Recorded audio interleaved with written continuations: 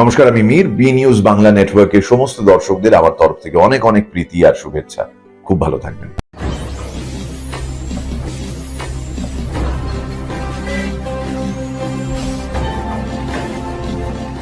সততার পথে সত্যের খোঁজে আপনারা দেখছেন বি নিউজ বাংলা নেটওয়ার্ক। আমাদের চ্যানেলের আরো আপডেট পেতে আজই চ্যানেলটিকে সাবস্ক্রাইব করুন, সাথে থাকুন, পাশে থাকুন। কাশীপুর বেলগাছিয়া ক্লাব সমন্বয় সমিতির পরিচালনায় 4 জানুয়ারি থেকে 11 জানুয়ারি পর্যন্ত বিকেল 4টে থেকে রাত্রি 9টা পর্যন্ত বিরাট বড় দিনরাত্রি ব্যাপী ফুটবল ও ক্রিকেটের প্রতিযোগিতা হয়েছে।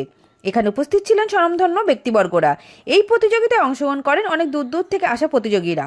কাশীপুর থেকে ক্যামেরায় বেণুদেবের সঙ্গে Soma Debnath, B news Bangla network. দেখুন, আমাদের জানুয়ারি 4 তারিখ থেকে শুরু হয়েছে টুর্নামেন্ট। 11 তারিখ অবধি ডে নাইট ক্রিকেট সম্পূর্ণ বিনামূল্যে ক্রিকেট প্রতিযোগিতা 32টা টিমের, ফুটবল প্রতিযোগিতা 24টা টিমের। ক্রিকেট ফাইনাল বাকি আছে। আজ সমস্ত খেলা হয়ে যাবে, খালি ফাইনালটা থাকবে। তারপর মহিলাদের একটা প্রীতি ম্যাচ, ইস্টবেঙ্গল মোহনবাগান যারা ইন্ডিয়ার হয়ে খেলেছে, তারপর হবে ফুটবল ফাইনাল। এবং ফেব্রুয়ারি মাসে 1 তারিখে বসে আঁকো প্রতিযোগিতা, শীতবস্ত্র প্রদান এবং রক্তদান শিবির দিয়ে আমাদের এই কার্যক্রম শেষ হবে কাশীপুর বেলগাছিয়া ক্লাব সমন্বয় সমিতির পক্ষ থেকে। আপনার নাম? সত্যজিৎ বিশ্বাস। যেভাবে যুব সমাজ ভেঙে পড়েছে, যুব সমাজ আজ দিশাহীন, কি করবে বুঝতে পারছে না। পাড়ায় পাড়ায় খেলা বন্ধ, আশেপাশে মাঠগুলো ফাঁকা পড়ে আছে, ইট বালি সিমেন্ট পড়ে আছে, আর মাঠগুলোতে খেলার লোক নেই। তার কারণে কি, যে সমাজে খেলাধুলা যদি না থাকে সে সমাজ কোনোদিন মাথা তুলে দাঁড়াতে পারে না। আজকে পাড়ায় পাড়ায় দেখবেন চারিদিকে বিভিন্ন রকম বাজে কাজে যুব সমাজ ঢুকে পড়েছে। এই যুব সমাজকে রক্ষা করার জন্য সম্পূর্ণ বিনামূল্যে আজ এই টুর্নামেন্ট।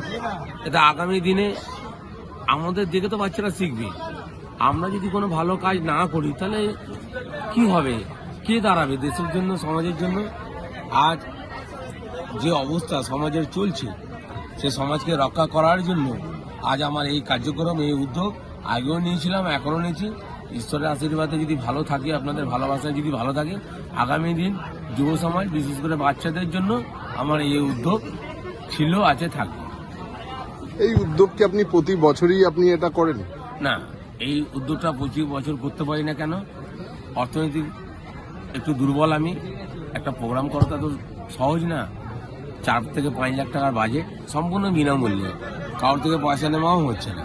খালি বলা হচ্ছে তোমরা এসে খেলো, খেলো, মানুষকে আনন্দ দাও, মানুষের সাথে ভালো ব্যবহার করো। কেন এই টুর্নামেন্টের অনেকে আসছেন খেলা দেখার জন্য, দূর দূর থেকে আসছেন। ওই জন্য প্রতি বছর করতে পারি না। 2 বছর 3 বছর পর পর এই বড় উদ্যোগ নেওয়া হয়। আরো আপডেট পেতে আজই চ্যানেলটিকে সাবস্ক্রাইব করুন, সাথে থাকুন, পাশে থাকুন।